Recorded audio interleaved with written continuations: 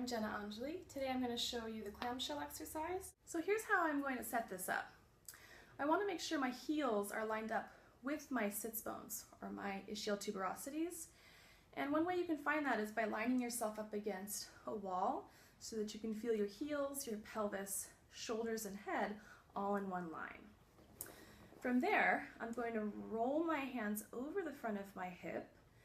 And then keeping that, I'm just going to practice lifting my leg to the ceiling without rolling my pelvis backwards. So the tendency here would be to lift the leg, roll the hip back to create more range of motion.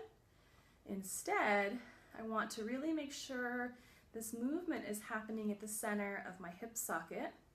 I'm also keeping my top waistline long by reaching my sits bone towards my heel. So that's just to make sure that you can do the exercise correctly without losing the stability of your lumbar spine and your pelvis. So now I'm going to add how to feel the correct muscles working.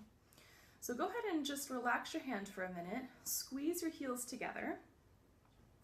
What you want to feel when you do that is this little muscle right around the sits bone area. So that's the deeper rotator of the hip. And when you squeeze the heels together, it helps you feel that muscle bulk up under your fingers. So keeping that, I'm then going to lift my knee to the ceiling and see if I can continue to feel that muscle working, bulking up under my fingers as I'm lifting my leg. So we're accessing those deeper rotators of the hip to lift the leg instead of just lifting without awareness of which muscles are doing what. So it's a different feeling, and I might not be able to lift my leg as high when I do it that way, but it's going to be more effective, and it'll also help to turn off some of those larger overworking muscles like the piriformis.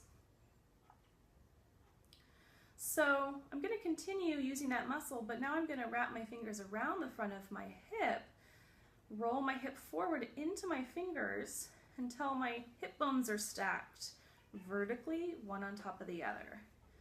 And so I want to keep those two things, pressure into my fingertips so that I know I'm not rolling my pelvis backwards, squeezing my heels together, and it takes a lot of focus. So I find myself wanting to rock a little bit since I'm talking and not focusing.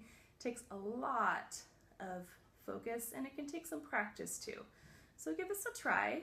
See how it feels. I'd recommend starting with 10 of these, and then you could work your way up to doing maybe 15 or 20. You could also add some resistance, like putting a TheraBand around your legs.